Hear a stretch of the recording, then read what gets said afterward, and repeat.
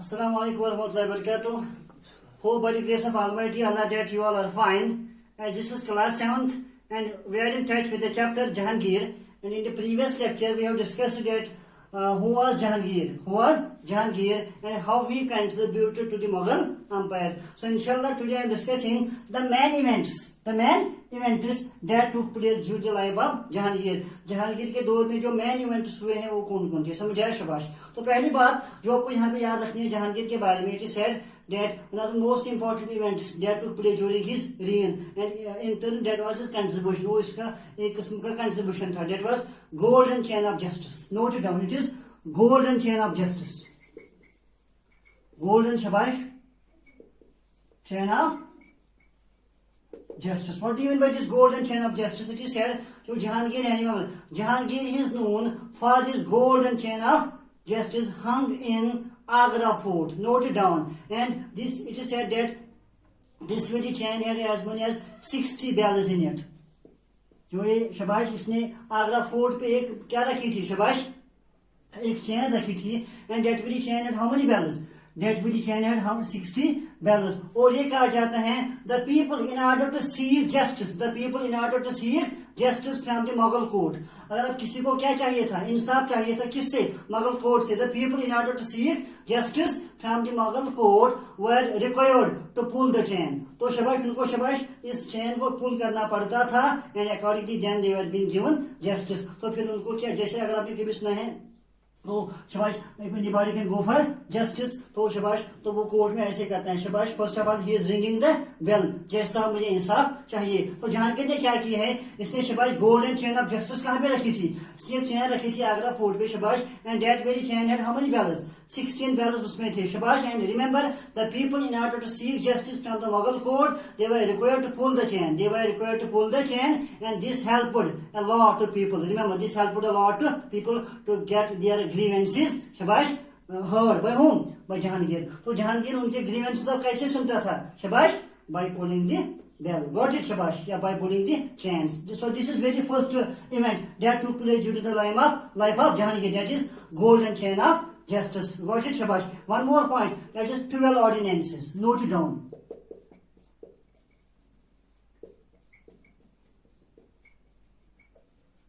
It was another important event that took place during the life of Jahangir. So what do you mean by 12 ordinances? ये कहा जाता है that the 12 ordinances issued in the early part of Jahangir's rule showed his great occasion for the welfare of his subject. तो उसने शबाश उसने कितने rules बनाए थे, उसने 12 रूल्स बनाए थे जिसकी वजह से he was always taking care of his subjects, he was always taking care of his people. ये हमेशा अपने लोगों का ख्याल रखता था कौन शबाश.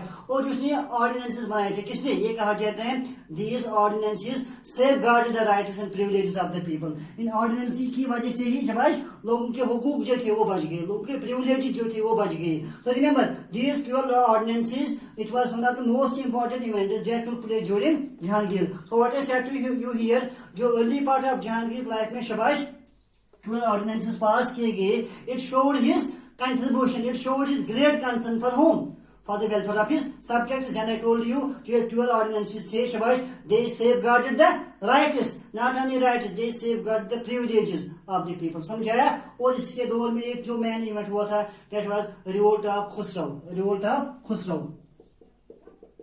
It was revolt of Khusrau. Revolt of Khusrau. Khusrau जो था, he was the eldest son of Jahangir. Jahangir's eldest son का नाम क्या था, Khusrau, and he revolted against his father in 1606. Note down.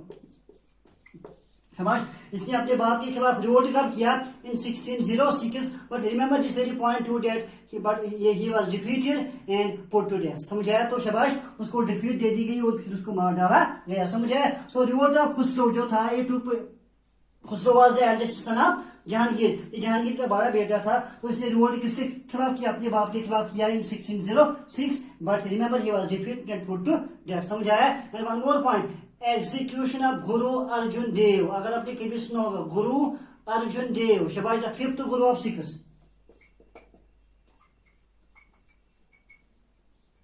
execution of शबाश गुरु अर्जुन देव। गुरु अर्जुन देव के बारे में दिया है 10 गुरुज। कितने गुरुज थे? 10 गुरुज। एंड गुरु अर्जुन देव, शाबाश, द ऑरिजिनेटर ऑफ, शाबाश, grand Sahib, the originator of grand Sahib. समझे, मेरी बात समझ आई? तो remember, Guru Arjun Dev he was the 5th Guru of six. ये सिक्स का कौन सा? शाबाश, 5th गुरु था। Remember, it is said that he helped Khusrau in the revolt. इसलिए शाबाश, तो खुसरो ने 1606 में रिवोल्ट किया था, किसके खिलाफ? अपने बाप के खिलाफ रिवोल्ट किया था। तो इस गुरु अर्जुन देव ने इस खुसरो को मदद की थी। ही हेल्प्ड खुसरो, शाबाश, इन the revolt in 1606। And remember, तो ऑब्वियसली आपको पता होगी, अब ये बहुत ज्यादा पॉपुलर हो रहा था। कौन? अब ये बहुत ज्यादा पॉपुलर हो रहा था, तो इसको भी फिर जहांगीर ने कंट्रोल कर दिया इन 1606। 1606 में शाबाश 5th गुरु ऑफ सिक्स जो था, डेट वाज गुरु अर्जुन देव, उसको भी शाबाश क्या कि उसको भी मतलब कंट्रोल किया गया। कब? इन 1606। समझा? Why is it so? Because Guru Arjun Dev helped Khusrau in the revolt in 1606। तो फिर उसको भी क्या किया गया शाबाश, फिर उसको भी शाबाश डिफिडेटी की, उसको भी कंट्रोल कर दिया गया। और most important event, remember, most important event in the rain of Jahangir. Jahangir के दौर में जो मोस्ट इंपॉर्टेंट इवेंट था, that was marriage with Nur जहां। ये आपने कभी सुना भी होगा, मैरिज विद नूर जहां, मैरिज विद नूर जहां, मैरिज विद शाबाश नूर जहां। इसकी लाइफ में पढ़ने जा रहे हैं इंशाल्लाह। Marriage with Nur Jahan, one of the most important events in the life of Jahangir, that was marriage with Nur Jahan in the year 1611। 1611 में शायद नूर मीन्स, ये हम इंशाल्लाह आगे पढ़ने जा रहे हैं। कभी कभार उसको कहा गया नूर महल, कभी कभार कहा गया नूर जहां, और उसको ओरिजिनल नाम क्या था वो भी हम इंशाल्लाह पढ़ने जा रहे हैं। So point of saying here is that Jahangir married with whom, with Nur Jahan in the year 1611। और ये किसकी बेटी थी?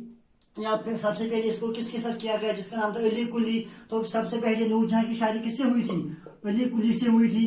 Then he was being murdered, फिर उसको मार डाला गया। And then it was Jahangir who married Nur Jahan in the year 1611। 1611 में शाबाश नूर जहां ने किससे ये की?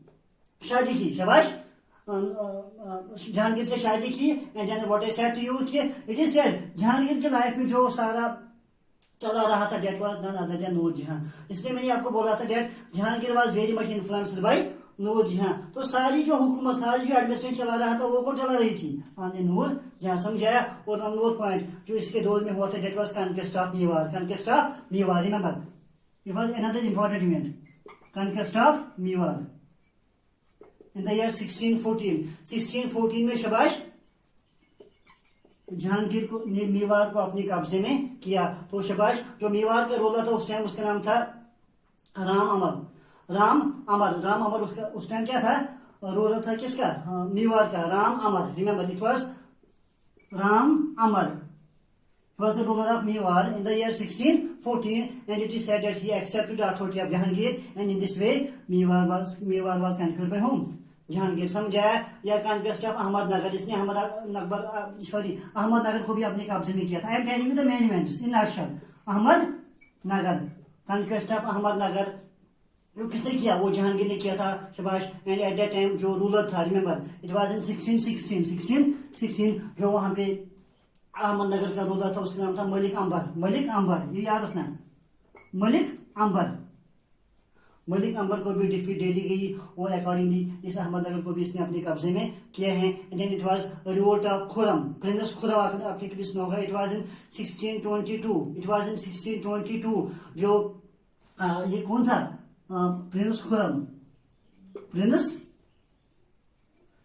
ये कौन था? ये आगे पढ़ने जा रहे हैं। शाबाश, इसने इल ट्रीट किया था, किसको? इल ट्रीटमेंट कर रहा था किसके साथ? नूर जहां के साथ। और इसको भी 1622 में शाबाश डिफीट दे दी गई। या रिवोल्ट ऑफ मोहब्बत खान का भी रिवोल्ट हुआ था। समझाया? क्योंकि जो नूर जहां थी उसने मोहब्बत खान के पावर्स को कर्टेल किया था। मोहब्बत Khan, revolt of Mohabbat Khan. I am telling everything in nutshell now. Revolt of Mohabbat Khan that took place in the year 1622। 1622 में कौन सा रिवोल्ट हुआ था? Revolt of Mohabbat Khan. Why is it so? Because Nur Jahan has curtailed his powers. Nur Jahan ने इसके पावर्स लिमिटेड रखे थे, जिसकी वजह से इसको बहुत ज्यादा गुस्सा आया, and he began to revolt against whom, against Jahangir.